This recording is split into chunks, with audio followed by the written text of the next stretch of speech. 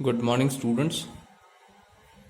आज हम definite integration के प्रॉपर्टीज़ का जो चैप्टर है उसमें मैं 7 प्रॉपर्टी करवा चुका हूँ और 8वीं प्रॉपर्टी से हम आज स्टार्ट करेंगे। चलिए स्टार्ट करते हैं। Property number 8। देखिए क्या कहती है प्रॉपर्टी नंबर 8।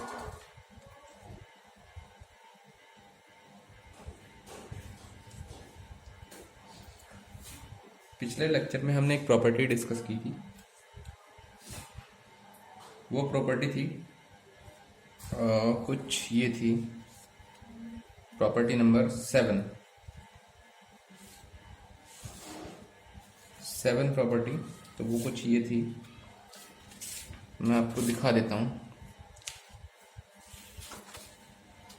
तो उसमें हमने डिस्कस किया था ये 0 to AF(x) dx equal to ये चीज़ की वैल्यू डबल और लिमिट आधी हो जाती है 0 to कब, जब f(2a - x) equal to f(x) हो और जब ये -x हो तो 0 हो जाती है। इसका प्रूफ हमने कुछ किया था, तो प्रूफ में एक चीज़ आई थी वो भी दिखा देता हूँ। प्रूफ इसका ये था, तो इसमें यहाँ एक चीज़ आई थी कि 0 to AF(x) dx equal to 0 to a, ये चीज़ आई थी। तो यही प्रॉपर्टी नंबर 8 है। प्रॉपर्टी नंबर 8 में इसे नाम दे देता हूँ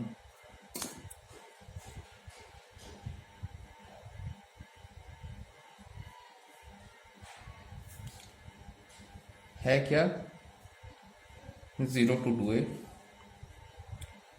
f(x) dx is equals to 0 to a, common ले लिया, अंदर बचा f(x) प्लस f(2a - x) और dx।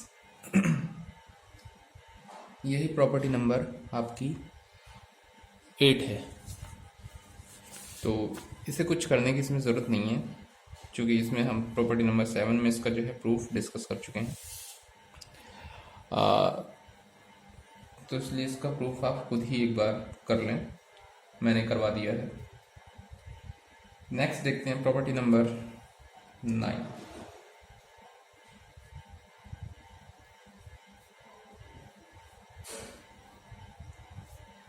नाइन कहती है, ये 9 जो प्रॉपर्टी नंबर 9 है, ये प्रॉपर्टी नंबर 4 का जनरलाइजेशन है।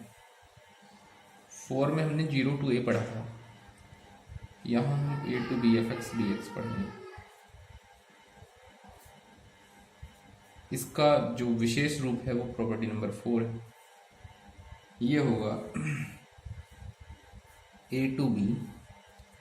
तो जब लोअर लिमिट 0 थी तो हम x के स्थान पर अपर लिमिट -x रख देते थे, लेकिन यहाँ लोअर लिमिट 0 नहीं है, तो x के स्थान पर हम इन दोनों लिमिट्स का सम -x रखते हैं, a प्लस b या b plus a minus x dx। ये इम्पॉर्टेंट।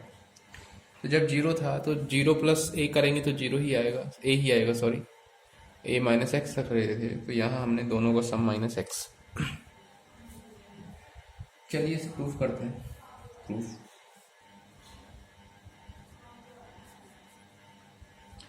तो प्रूफ में देखिए, इसमें पुट कर दीजिए आप x equals to a plus b minus D. x की जगह a plus B minus T put कर दें, बिल्कुल सेम ये x की जगह उस टी बदल, यहाँ से dx equals to minus D T आ जाएगा। देखिए कैसे कैसे बनता है। तो हमारा जो a to b f(x) dx है, उसमें लिमिट देखिए, x की जगह मैंने क्या पुट किया, तो यहाँ से टी की वैल्यू भी निकाल लीजिए। टी की वैल्यू हो जाएगी A plus B minus X. Limit change करेंगे तो जब x की लिमिट a है तो x की जगह a रखेंगे तो a कैंसिल, तो ये b आएगा। और जब x की जगह ऊपर अपर लिमिट b है तो यहाँ b है, तो जब x की जगह b रखेंगे तो b कैंसिल, a आएगा। और इसमें fx में x की जगह हमने कितना रख दिया, a plus B minus T, और इस dx की जगह माइनस बी टी, या प्रॉपर्टी नंबर 2 से लिमिट चेंज करो, a to B, minus change बाहर आएगा तो माइनस ही रखा है, प्लस हो जाएगा, a plus B minus T D T. Property एक लगाइए जरा, वेरिएबल चेंज करें, a plus B minus x D X, मतलब टी की जगह एक्स कर दें, प्रॉपर्टी 1 कहती है, कोई फर्क नहीं पड़ता। तो a to B F x D x equal to A to B A plus B minus x D X, और ये प्रूफ हो गया। चलिए नेक्स्ट देखते हैं इसका।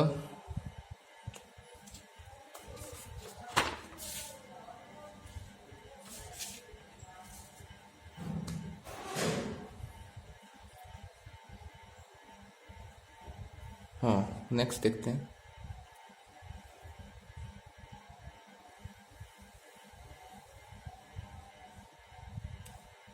पेज 5 है ये, P5 प्रॉपर्टी नहीं, पेज 5 है ये। तो एक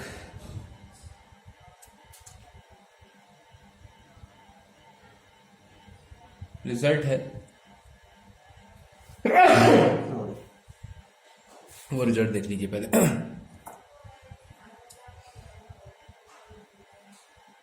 an important result,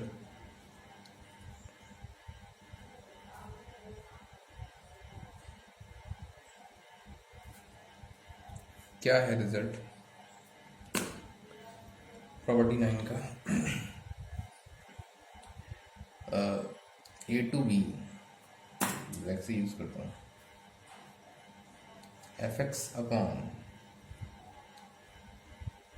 F x plus F of A plus B minus x D X equals to B minus A by to.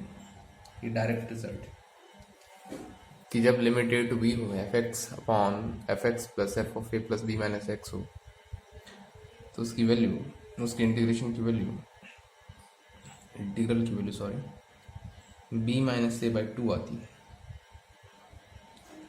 अब देखिए कैसे आती है, वही देखेंगे अब। तो ये क्वेश्चन है या रिजल्ट है, तो इसे क्वेश्चन समझिए, रिजल्ट है वैसे ये। जब हम इसका सॉल्यूशन करेंगे तो इसे आई समझिए, let I equal to A to B F x upon F x plus F of A plus B minus x. अब इसमें P4 लगाइए, प्रॉपर्टी नंबर 9 लगाइए। प्रॉपर्टी नंबर 9 लगाएंगे, यही जो हमने अभी पढ़ी है। प्रॉपर्टी नंबर 9 एक बार दिखा देता हूँ क्या होती है, ताकि आप लोग ये है property number 9, limit A to B F x D x equal to definite integration limit A to B f of A plus B minus x. X के प्लेस पर दोनों का सम माइनस एक्स रखेंगे, इतना है बस। चलिए तो रखते हैं। I is equal to, limit same रहेगी और एक्स के प्लेस पर इन दोनों का सम माइनस एक्स।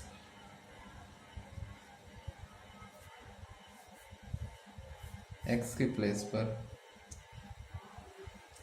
इन दोनों का sum minus x.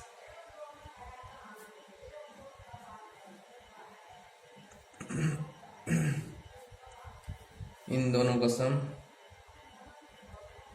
Minus plus हो जाएगा एक्स। ए प्लस बी पूरा कैंसिल हो जाएगा। तो ये आया, वो आया f of A plus B minus x upon, इसे पहले लिख लीजिए एफ एक्स, ये एफ एक्स बचेगा, f of A plus B minus x D x. इसे इक्वेशन 1 कहिए, एक इसे इक्वेशन 2 कहिए, ऐड कर दीजिए दोनों, एडिंग 1 and 2 ऐड करेंगे, I plus I two I is equal to A to B, दोनों में कॉमन है। देखिए एलसीएम सेम है, F x plus A plus B minus X same, ऊपर के ऐड कर दीजिए बस। तो ऊपर का है F x plus F of A plus B minus x, और नीचे भी f x plus F of A plus B minus x D x, पूरा कैंसिल। बचा कितना बचा, वो बचा आपका 1 का इंटीग्रेशन करोगे एक्स ए टू बी, हो जाएगा बी माइनस ए। तो 2i equal to B minus A या i equal to B minus A upon 2, यही रिजल्ट था और यही हमें प्रूफ करना था। चलिए प्रॉपर्टी नंबर 9 तक हम कर चुके हैं, प्रॉपर्टी नंबर 10 देखते हैं।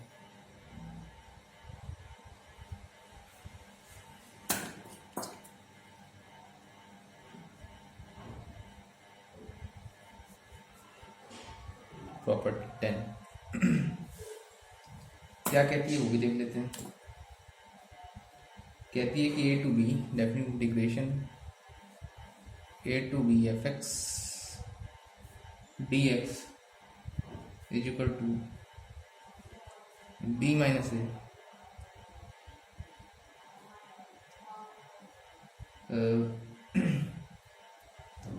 और integration 0 to 1 f of b minus a into x plus a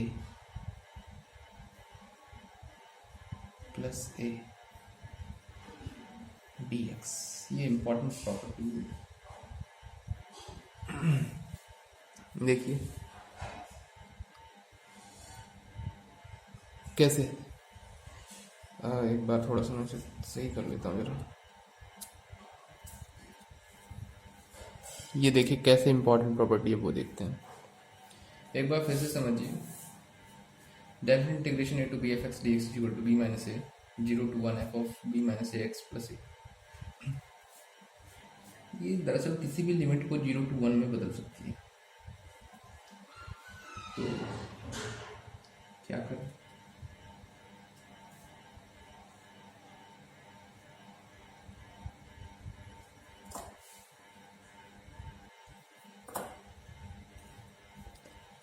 तो इसमें देखिए इसे ही कुछ मान लो,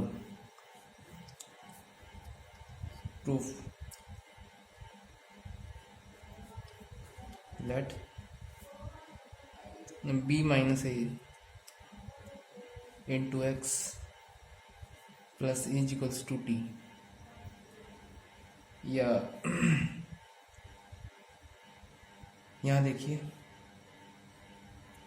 ये मैंने इसमें डायरेक्ट पुट कर दिया कि अगर मैं ये टी मान लूँ तो देखिए इसका डिफ्रेंशिएट करेंगे तो b minus A into D X is equal to D T.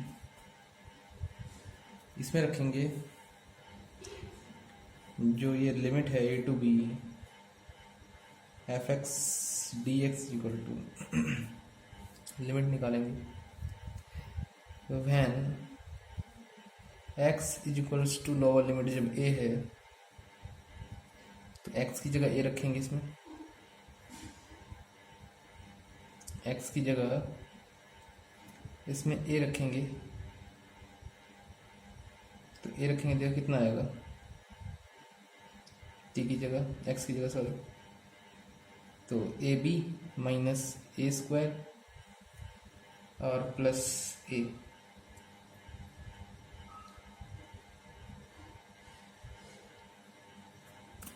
एक मिनट, इसमें जो है आप यहाँ टी करना है, एक्स के इक्वल्स टू रखें, एक्स इज इक्वल टू ये रखें, एक्स की जगह b minus into t plus a, मतलब इसी में टी करके तो रखें। तो देखिए कितना आएगा, ये डी एक्स हो जाएगा, ये डी टी हो जाएगा। अब देखिए तो यहाँ से जब x की वैल्यू a है तो इसकी x की वैल्यू निकालनी पड़ेगी। t की वैल्यू यहाँ से निकालो जरा, t की वैल्यू आ जाएगा t is equal to a mine x minus A upon b minus ए। तो x की वैल्यू इसमें a रखोगे तो a माइनस ए 0, तो t इक्वल्स टू 0 आ जाएगा। और जब इसमें x बराबर b रखोगे, अपर लिमिट b रखोगे, तो b माइनस ए अपॉन b माइनस ए, तो t इक्वल्स टू 1 आ जाएगा। तो लिमिट 0 to 1 आ गई। इस x की जगह हमने ये रखा,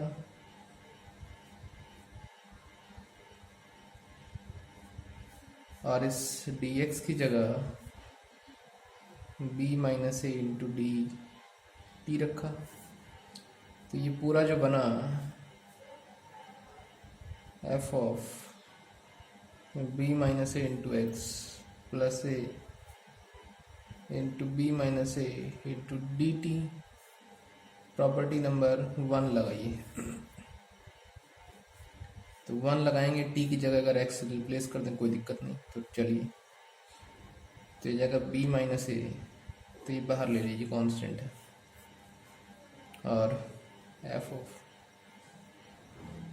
b माइनस ए इंटू ये t था पहले यहाँ x प्लस ए।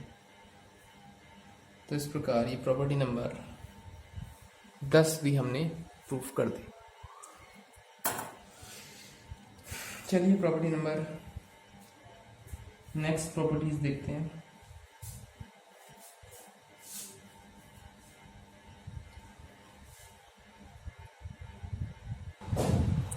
नेक्स्ट है property number 11।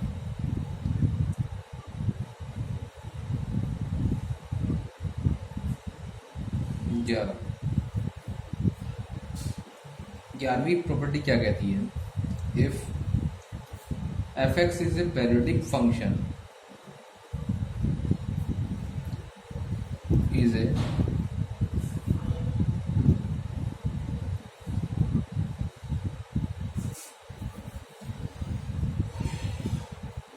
periodic function with period t,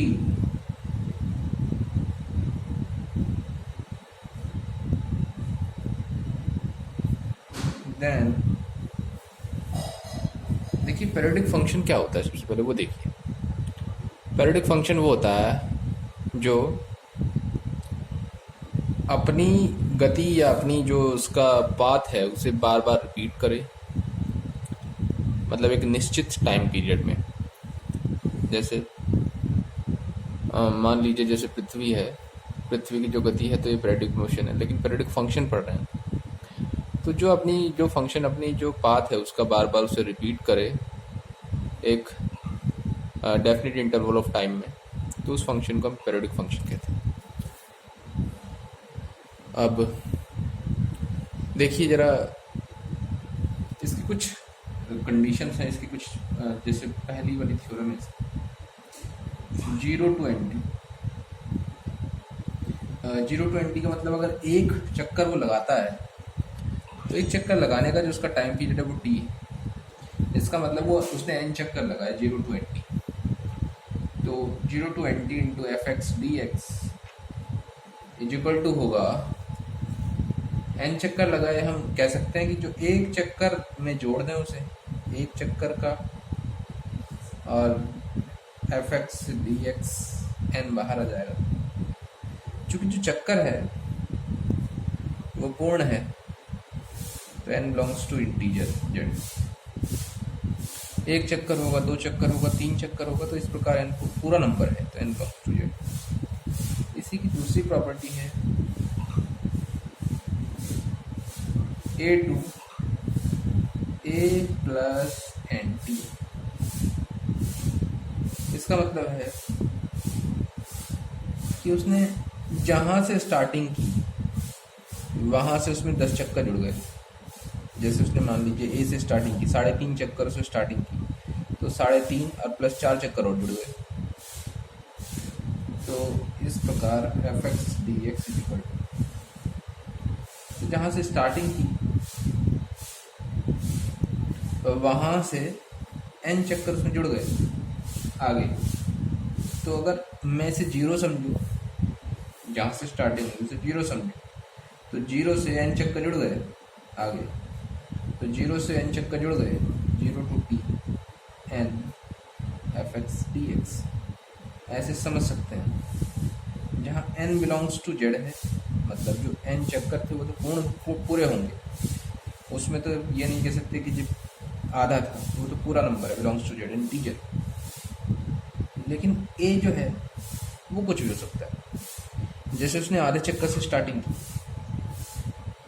जैसे उसने जो है चक्कर के किसी भी हिस्से से स्टार्टिंग की, कहीं से भी कर सकता है। तो एक पूरी वैल्यू ना होकर, इंटीजर ना होकर कुछ भी हो सकती है, means a belongs to r real. Third property है integration mt to nt fx dx। तो ये होगा, देखिए उसने mवें चक्कर से स्टार्टिंग की और nवें चक्कर पे आकर रुक गया। हमें यहाँ से लेके यहाँ तक पीरियडिक फंक्शन की वैल्यू फाइंड करनी है। तो जब यहाँ से लेके यहाँ तक, तो उसकी जो वैल्यू होती है वो होती है n minus m, upper limit है n माइनस m, और 0 to t fx dx, जहाँ m और n दोनों ही इंटीजर हैं। m और n जो है वो दोनों इंटीजर हैं, क्योंकि दोनों पूरे पूरे नंबर हैं होंगे। चौथी प्रॉपर्टी है nt to a plus nt fx dx।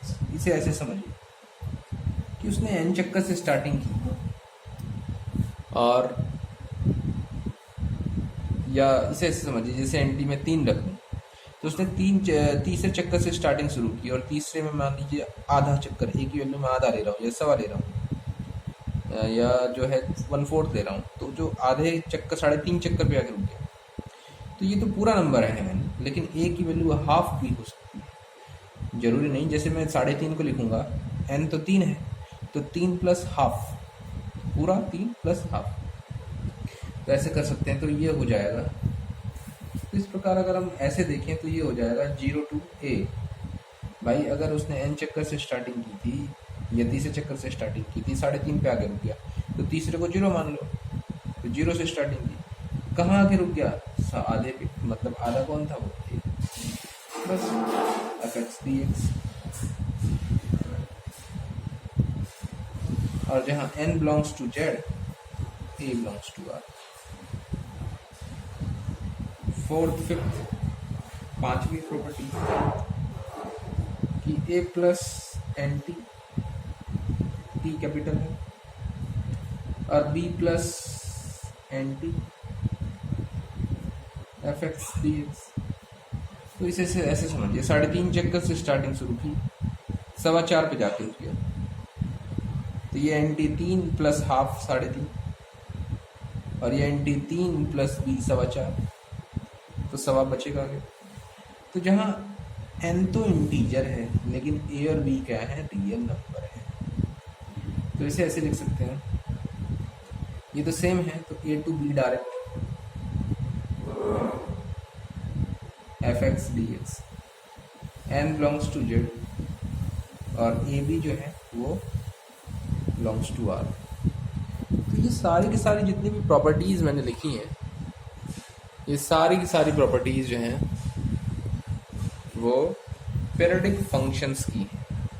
कि जब कोई पीरियडिक फंक्शन किसी भी इंटरवल में या किसी भी जो उसका जो पाथ है उसके पाथ के किसी भी इंटरवल में चलता है, तो हम उसके रिस्पेक्ट में कैसे इंटीग्रल फाइंड कर सकते हैं, इंटीग्रेशन हम कैसे कर सकते हैं, वो सब हमने देखा। ये सारी की सारी प्रॉपर्टी है। चलिए इनमें से एक दो प्रॉपर्टी प्रूफ करते हैं और देखते हैं। तो प्रॉपर्टी नंबर, इसका जो थ्योरी है, प्रॉपर्टी नंबर 1 का प्रूफ देखिए।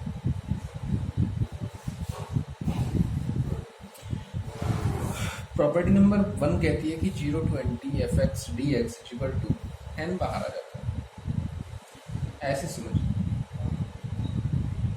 इसे, जो ये हमारा 0 to n है, एफ एक्स और डी एक्स, इसे आप ऐसे लिखिए। देखिए कैसे लिखिए, जो है एक चक्कर लीजिए यहाँ पर पूरा पहले, क्योंकि एक चक्कर हमें लेना है। चलिए भाई, तो यहाँ पर मैं ले लेता हूँ r minus 1t to r t, एक चक्कर है। मतलब जैसे r, चूँकि मुझे 0 लाना है तो r की वैल्यू जो यहाँ होगी समेशन, वो होगी 1 to n। चूँकि 0 तो 0 कैसे आएगा, r की वैल्यू 1 रखो, 1 माइनस 1 0, 0t से लेके, और जब r की वैल्यू हाईएस्ट n रखेंगे nt तक पहुँच जाएगा। ये समेशन का मतलब सम होता है। तो ये एक चक्कर है यहाँ पर एफ एक्स डी एक्स। अब देखिए, तो हम क्या करें, इस थ्योरम को प्रूफ करने के लिए आपको कुछ इसमें सब्स्टिट्यूट करना पड़ेगा। तो इसमें पुट कर दीजिए, पुटिंग, जब पुट एक्स की equal to r minus 1 into d plus t y का, तो इसके मल्टीप्लीकेशन प्लस y, मतलब ये हमने मान लिया। ऐसा हमने क्यों माना, उसके पीछे कारण, डिफरेंशिएट करेंगे, differentiating both side.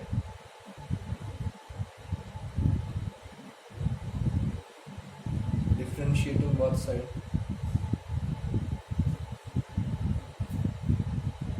With respect to x, क्या मिलेगा, we get dx is equal to dy मिलेगा। तो देखिए जो हमारा पुराने वाला था ये वाला, ये क्या बनेगा, 0 to nt जो था और एफ एक्स डी एक्स जो था, ये हमारा ये बना था, इसे हमने लिखा था summation r vary 1 to integration r minus 1 into d to r t और एफ एक्स डी। तो जैसे ही हम इसमें ये पुट करेंगे, देखिए जैसे ही हम इसमें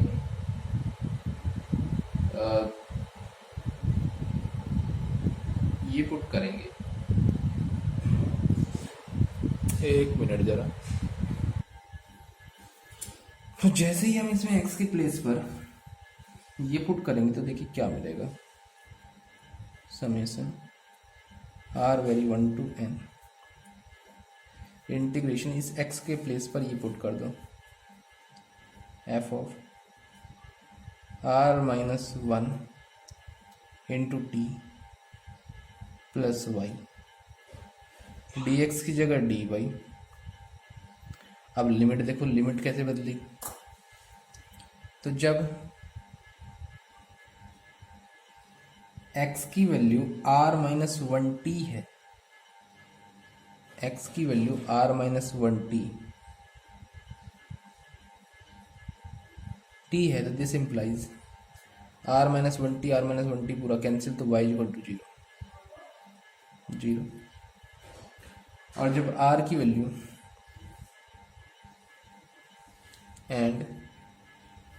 x की वैल्यू rt है, तो x की जगह rt रखो, rt अंदर मल्टीप्लाई करो, rt कैंसिल, t बचेगा, इधर आके प्लस का हो जाएगा, तो y इक्वल टू t। तो लिमिट बन गई 0 टू t, इतना हो गया। चलिए अब देखिए कितने dy या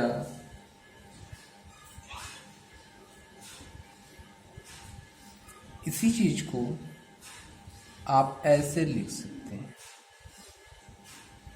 r वेरी 1 to n और लिमिट है 0 to t f y dy। देखिए इस चीज को ऐसे कैसे लिख दिया, उसके पीछे कारण, क्यों कारण है, देखिए वो पहले कारण लिख देता हूँ। इसलिए लिखा क्योंकि एफ एक्स एक पैराबोलिक फंक्शन है,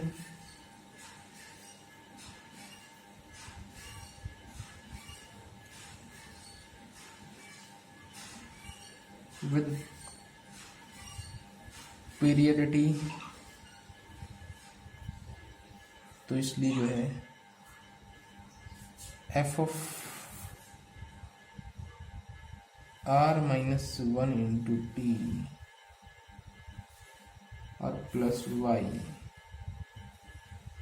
ये आपका एफ वाई होगा। क्यों होगा, जैसे पैराबोलिक फंक्शन है, यहाँ पर देखिए कुछ भी आ जाए, d का मल्टीप्लिकेशन कुछ भी पूरा नंबर प्लस y, तो वो एफ वाई, तभी वो पैराबोलिक फंक्शन की ये डेफिनेशन होती है। तो इसका मतलब क्या हुआ, जैसे आप साइन फंक्शन है, फॉर एग्जांपल के तौर पे मैं साइन फंक्शन ले लेता हूँ, तो साइन फंक्शन जो है वो 2 पाई, तो उसका जो पीरियड है साइन वो 2 पाई है, 2 पाई। अगर जैसे फंक्शन करोगे साइन का, तो साइन या फंक्शन अगर 2 पाई प्लस एक्स करोगे साइन के अंदर, तो वो हमेशा साइन एक्स आएगा। तो ये 2 तो चक्करों की संख्या है, ये मतलब 2 पाई की जगह आप 4 पाई कर लोगे, 6 पाई कर लोगे, 8 पाई कर लोगे, तो वो, तो इसी प्रकार जो टाइम पीरियड है 2 पाई है, तो टाइम पीरियड यहाँ पर 2 टी है, उसकी मल्टीप्लाई की यहाँ जितने से भी करोगे, जैसे 3 से कर दूँ, 5 से कर दूँ, किसी से भी कर दूँ, तो वो हमेशा एक्स ही आएगा, ये जो बाद में रखा हुआ है वही आएगा। तो इस प्रकार ये हमेशा कितना आया, वाई। अब इसमें प्रॉपर्टी नंबर 1 लगाओ। प्रॉपर्टी नंबर 1 कहती है कि आर वेरी 1 to n, अगर लिमिट चेंज ना करें और वेरिएबल चेंज कर दें तो कोई फर्क नहीं पड़ता। तो हमने देखा, अब हम इसी चीज को हमने 1 से लेके n बार तक यही चीज जोड़ी, तो इसकी जगह n कर सकते हैं भाई। n बार तक हम सेम यही चीज जोड़ते जा रहे हैं, तो n बार जोड़ेंगे n आ जाएगा, पूरा n बार लिखेंगे, और उनका जो जब हम जोड़ेंगे तो n बाहर कॉमन आ जाएगा, और ये 0 टू t एफ एक्स और डी एक्स।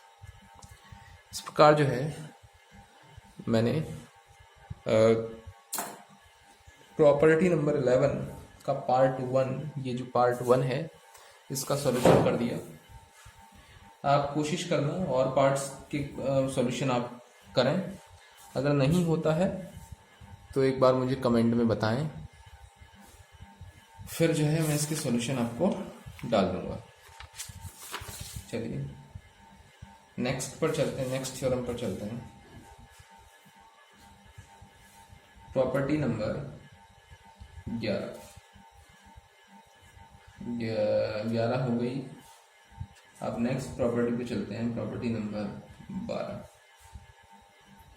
चलिए प्रॉपर्टी नंबर 12 देखते हैं क्या कहती है।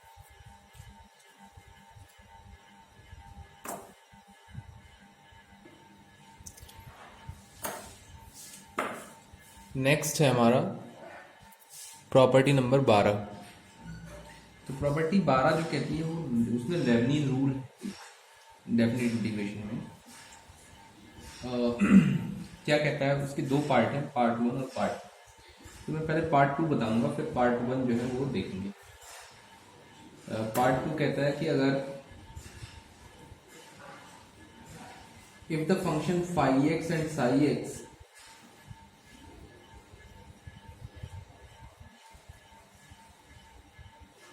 function phi x and psi x are defined on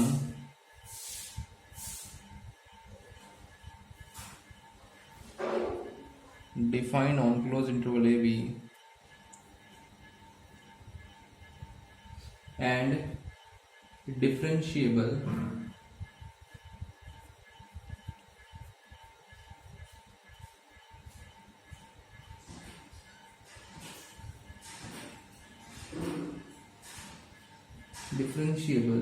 at a point x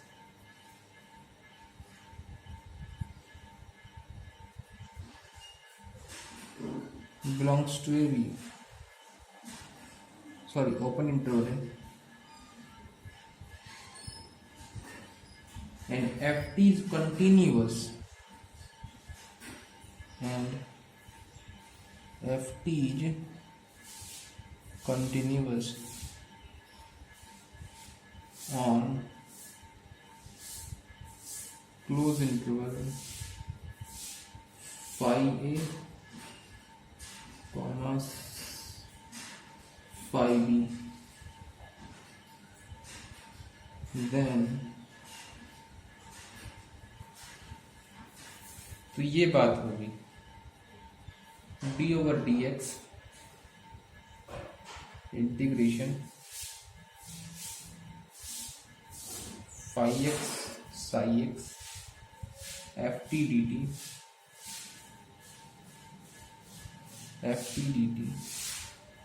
ये चीज देखिए, ये क्या है, इंटीग्रेशन का डिफरेंशिएशन है एक किस्म से।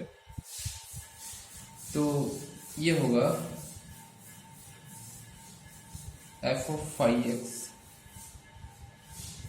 f of psi x into d over dx psi x minus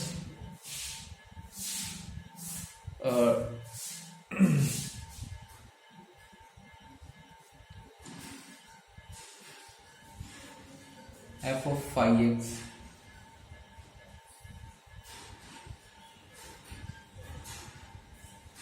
into d over dx phi x।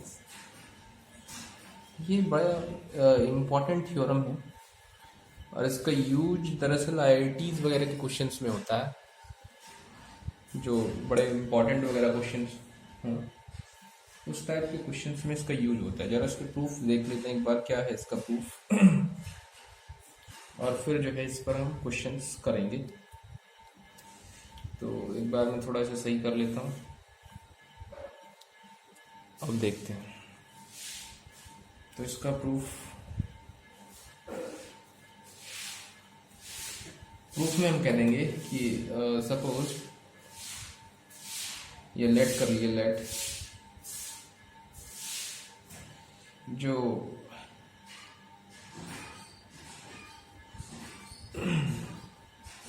अगर integration of f t small F T suppose F t D T, अगर मान लीजिए वो इंटीग्रेशन जब हम एफ टी डी टी कैसे कर रहे हैं, सपोज वो कैपिटल एफ टी आ गया, जो इंटीग्रेशन जो आया वो कैपिटल एफ टी आया, सपोज जो इसका इंटीग्रेशन है, लिमिट भूल जाइए लिमिट,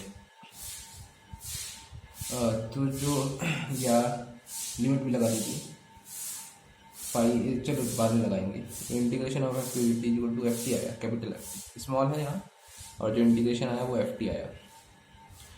अब तो जो हमारा ये होगा integration of phi x to psi x और एफ टी डी टी, वो होगा इंटीग्रेशन ये आया था, एफ टी का इंटीग्रेशन ये है, तो वो होगा एफ ऑफ टी की जगह पहले अपर लिमिट रखेंगे 5 माइनस, और फिर जो है लोअर लिमिट रखेंगे, एफ ऑफ टी की जगह लोअर लिमिट रखेंगे 5x, ये होगा। अब चूंकि हमें इसका डेरिवेटिव निकालना है, तो differentiating both side with respect to x,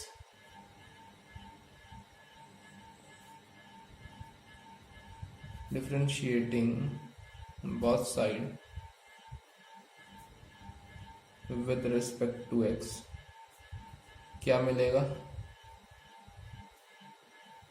देखिए क्या मिलेगा जब हम इसका डिफरेंशिएट करेंगे, d over d x integration phi x to psi x f t D t. अब देखिए डिफरेंशिएट कर रहे हैं जब हम इसका विद रिस्पेक्ट टू टी होगा, क्या होगा देखिए, नहीं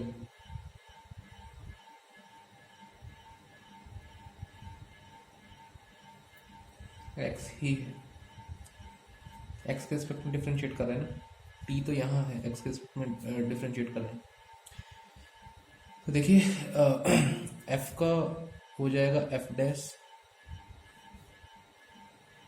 डैश ऑफ साई एक्स, और जिसे एक्स कहा उसका करेंगे d over d x psi x minus f phi dash का होगा एफ डैश फाई एक्स और into d over d x phi x.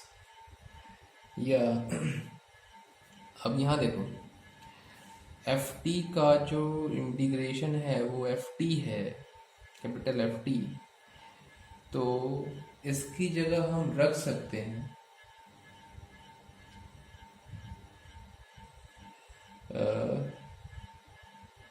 इसका डिफरेंशिएट करोगे, अगर दोनों तरफ का डिफरेंशिएट कर दें, एफ डैश टी करोगे तो एफ डैश टी डिफरेंशिएट करोगे तो कितना जाएगा, ये आएगा एफ टी। तो इस एफ डैश की जगह हम क्या कर सकते हैं, स्मॉल एफ लिख सकते हैं। देखिए डिफरेंशिएट करेंगे तो डिफरेंशिएशन से इंटीग्रेशन हट जाएगा, स्मॉल एफ ही तो बचेगा, तो स्मॉल एफ और एक्स की जगह यही रहेगा, Sai x into d over d x psi x minus, फिर इसकी जगह भी F of psi x into d over d X और फाई एक्स। तो ये जो थ्योरम है ये बड़ी इंपॉर्टेंट थ्योरम थी, तो इसका जो है हमने कर दिया।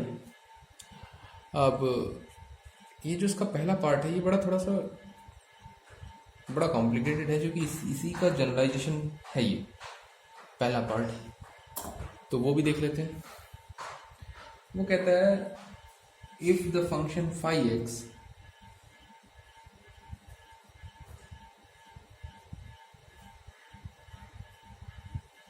and psi x are defined on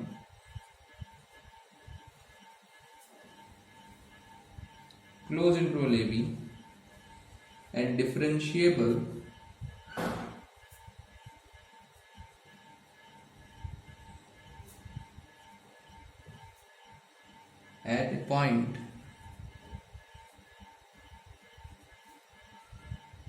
x belongs to a b, जब इस पर डिफरेंशिएबल है तो इसी के बीच में कोई पॉइंट होगा जिस पर डिफरेंशिएबल होगा, and f of x comma t is continuous,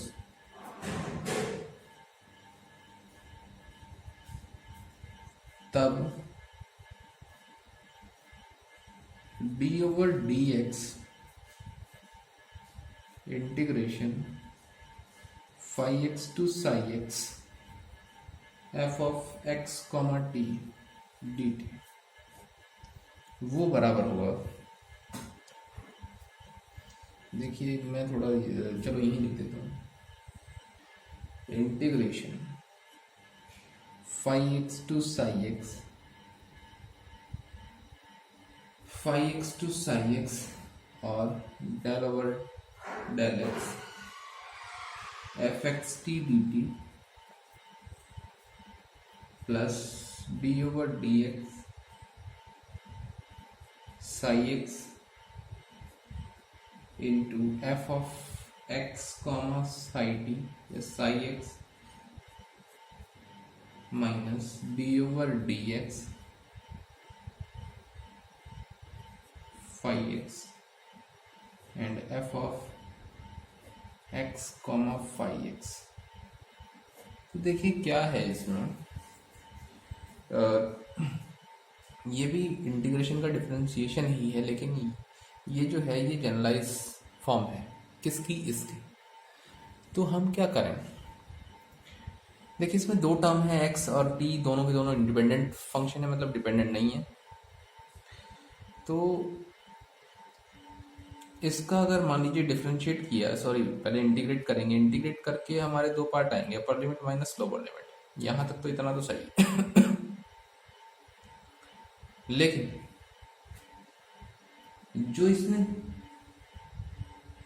एक टर्म जुड़ रहा है,